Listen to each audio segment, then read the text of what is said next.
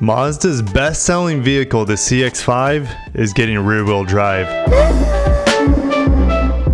We're over at Auto Revolution.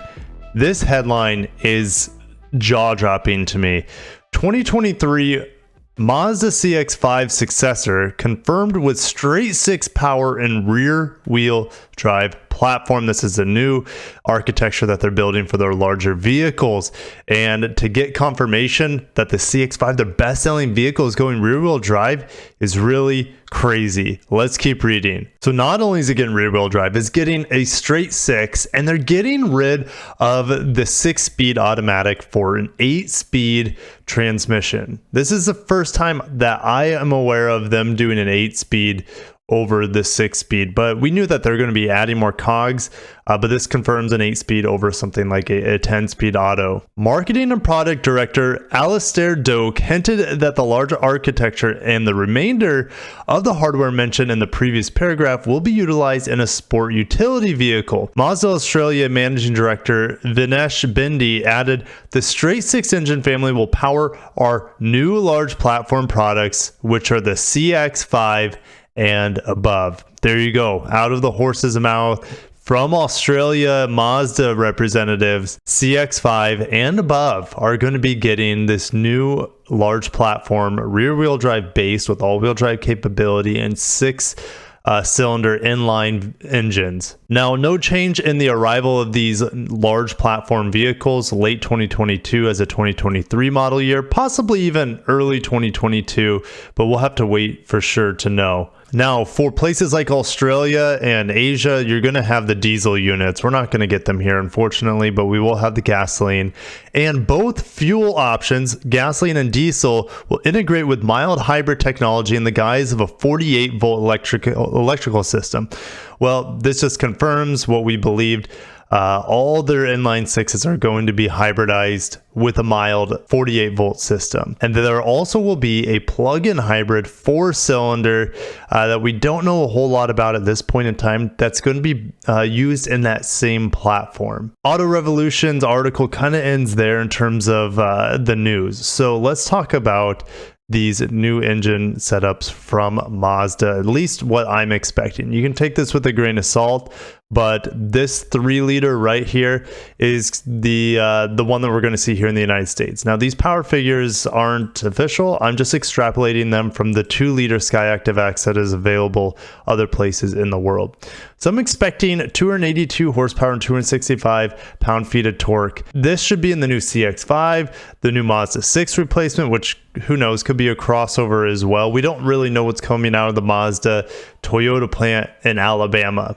We know it's a crossover. We know it's using Toyota hybrid technology, but I would suspect that the Mazda 6 sedan will be coming from Japan, as well as the CX-9 and the CX-5. They could even call it a CX-50.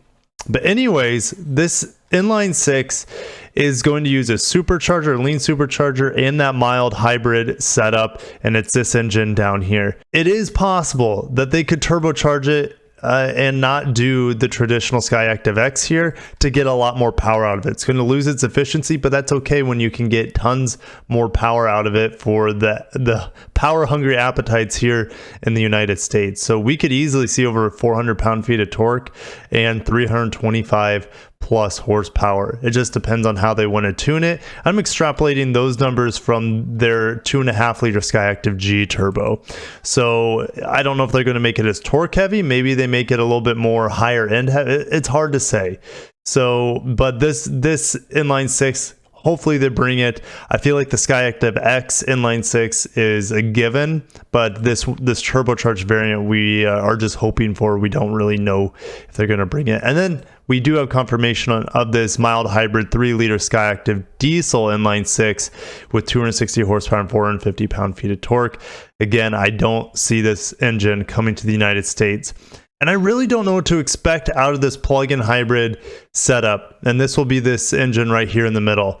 It could be a turbocharged 4-cylinder. and it could have tons of torque as well. I just don't know if they're going to turbocharge and plug-in hybrid, but I feel like Lexus could be going in that route in some ways, and Toyota/Lexus own a good part of Mazda, so maybe they use a Toyota engine here. I'm just not quite sure how this inline 4 is going to shake out. But the news today coming out of Australia, CX-5 getting the inline 6 rear-wheel drive based. This is almost like a BMW-like vehicle coming out of Japan.